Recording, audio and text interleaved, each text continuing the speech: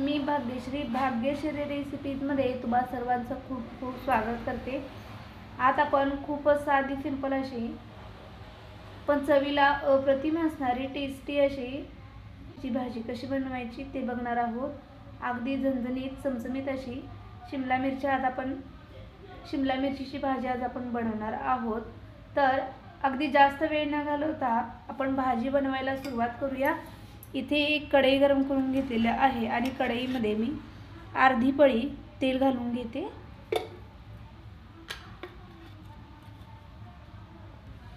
तेल थोडंसं गरम झाल्यानंतर यामध्ये मी आता शिमला मिरची आहे जी मी या पद्धतीने कट करून घेतलेली आहे। स्वच्छ धुवून या पद्धतीने कट करून घेतलेली शिमला मिरची आता मी तेलामध्ये घालून घेते।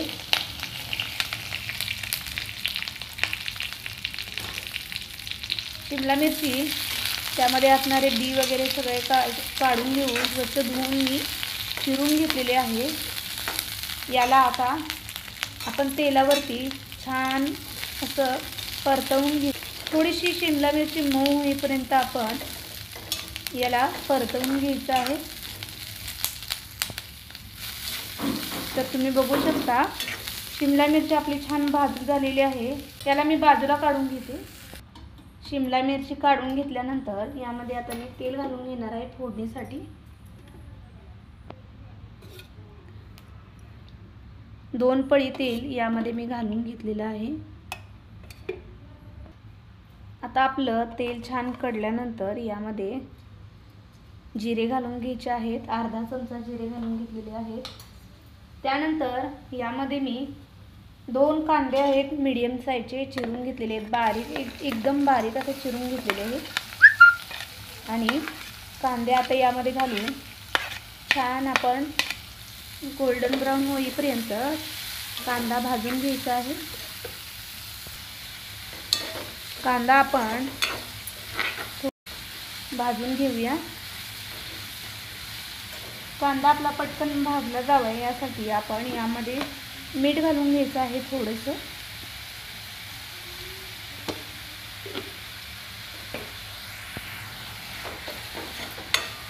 मीठ घातल्यामुळे कांदा आपला पटकन भाजला जातो।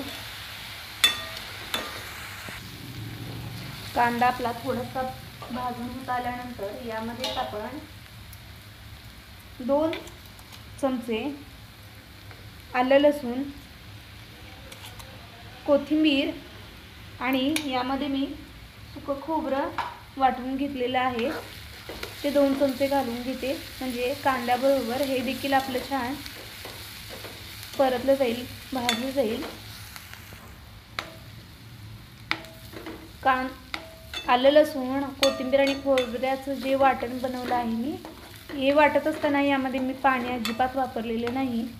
तुम्हाला हवं असेल तर तुम्ही थोडंसं पाणी वापरू शकता। हे आपलं भाजून होत आलेलं आहे। यामध्ये आता मी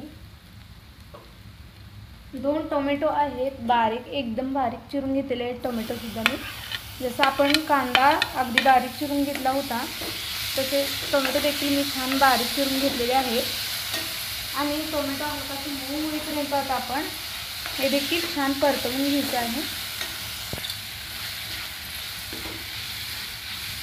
हे सगळं व्यवस्थित परतवून आता यामध्ये आपण हे सगळं बाजूला घेऊन 1 चमचा मी बेसन घालून घेतलेलं आहे। बेसन आपण भाजून घ्यायचं हलकं, जास्त काही भाजण्याची गरज नाही कारण आपण बेसन हे फक्त बाइंडिंगसाठी यामध्ये घालत असतो। हलकंसं त्याचा कलर चेंज होईपर्यंत आपण हे भाजून घ्यायचं आहे। आता भाजून तुम्ही बघू शकता टोमॅटो आपला छान मऊ झालेला आहे। त्याला तेल देखील सुटायला सुरुवात झालेली आहे। आता आपण यामध्ये 2 चमचे तिखट घालणार आहे। हे घरचं तिखट आहे, जे आपण घरी नेहमी रेग्युलरसाठी जे तिखट वापरतो ते मी यामध्ये घातलेलं आहे। तुमच्या आवडीप्रमाणे तुम्ही तिखटाचं प्रमाण कमी जास्त करू शकता। यामध्ये आता मी पाव चमचा हळद घालून घेणार आहे.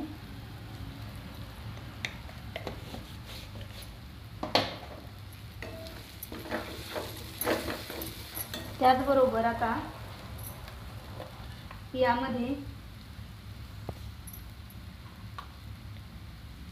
अर्धा चमचा धने पावडर,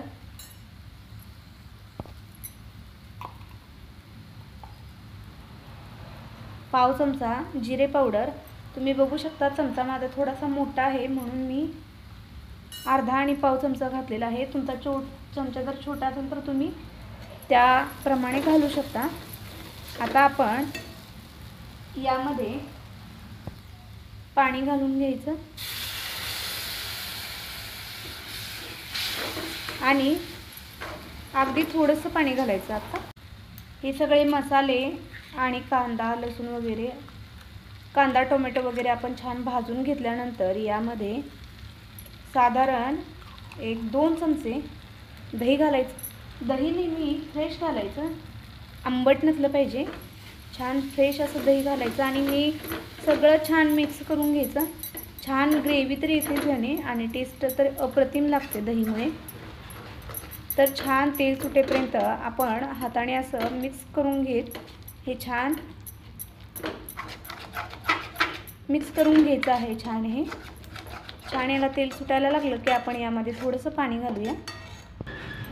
छान मिक्स झालेलं आहे दही आपलं यामध्ये. तुम्ही बघू शकता या पद्धतीने दही अगदी मसाले आणि कांदा टोमॅटो सोबत एकजीव झालं पाहिजे. यानंतर आता आपण यामध्ये थोडंसं पाणी घालायचं आहे. या पद्धतीने थोडंसं पाणी घालून घ्यायचं आणि याला एक छान उकळी काढून घ्यायची. म्हणजे काय होईल, मसाल्याला छान तेल देखील सुटेल आणि मसाले आपले छान शिजले जातील दहीसोबत. आता मी यावरती एक झाकण ठेवून घेते आणि 1-2 मिनिट आपण हे शिजवून घेऊया. तुम्ही बघू शकता आता याला छान तेल सुटलेलं आहे. मसाले आपले छान भाजलेले आहेत. आता मस्त असा सुवास येतोय. तर यामध्ये आता आपण काय करायचं, थोडंसं मीठ घालून घ्यायचं. मगाशी आपण घातलेलं होतं मीठ थोडं, त्यामुळे आता थोडंसं मीठ घालून घ्यायचं चवीप्रमाणे.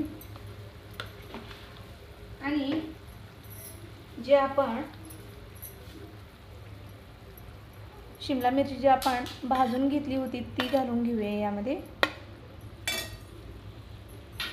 आणि हे छान मिक्स करून घ्यायचं.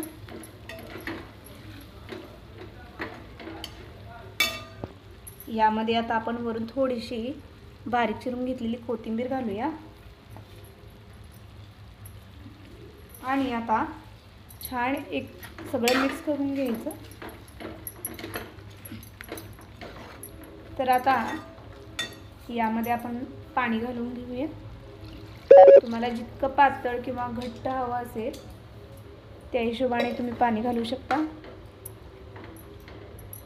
पण जास्त पातळ असलं तरी छान लागते किंवा एकदम असं घट्ट जर असेल तरी छान लागते. थोडीशी ग्रेव्ही असं सैल असलं की मग छान लागतं. तुम्ही भातासोबत आणि चपातीसोबत दोन्हीसोबत मग खाऊ शकता. त्यामुळे मी यामध्ये अर्धा ग्लासपेक्षा थोडंसं जास्त होईल एवढं पाणी घालून घेतल्यानंतर हे आता झाकून ठेवून देते आणि एक 5 ते 6 मिनिट आपण भाजी छान शिजवून घ्यायची. 5 मिनिट झालेले आहेत आणि आपण झाकण काढूया. तुम्ही बघू शकता मस्त चमचमीत अशी आपली भाजी तयार झालेली आहे. जास्त घट्ट नाही आहे, जास्त पातळ नाही आहे, अशी मस्त मसालेदार छान ग्रेव्ही झालेली आहे भाजीला. तर अशीच चमचमीत आणि टेस्टी भाजी तुम्ही देखील बनवून पहा. खूप सोपी रेसिपी आहे, अगदी झटपट बनते आणि खायला अप्रतिम लागते. ही रेसिपी तुम्ही घरी नक्की ट्राय करा आणि मला कमेंट करून सांगा ही भाजी तुम्हाला कशी वाटली. तर आता भाजी तयार झालेली आहे आणि गॅस मी बंद करून घेते.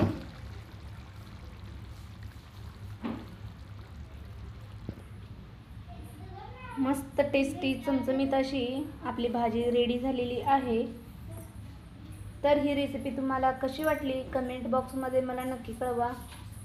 भाग्यश्री रेसिपी जे आपल्या चॅनलवर जर तुम्ही अजून नवीन असाल, सबस्क्राईब केलं नसेल चॅनलला, तर चॅनलला सबस्क्राईब करा, त्या बेल आयकॉनला देखील प्रेस करा, म्हणजेच असे छान छान व्हिडिओ अपलोड केले की त्याचं नोटिफिकेशन तुम्हाला लगेचच मिळेल आणि सगळ्यात अगोदर तुम्हाला मिळेल आणि आपल्या रेसिपी तुम्हाला पाहता येतील। तर व्हिडिओ आवडला असेल तर व्हिडिओला लाईक करा, शेअर करा, कमेंट करायला विसरू नका आणि असं एक छान खा आणि त्याचबरोबर भाग्यश्री रेसिपीज आपल्या पाहत राहा। तर भेटूया पुन्हा नवीन रेसिपीसोबत आणि वेळात वेळ काढून आपली ही रेसिपी पाहिली त्याबद्दल तुम्हा सर्वांचे खूप खूप आभार, धन्यवाद।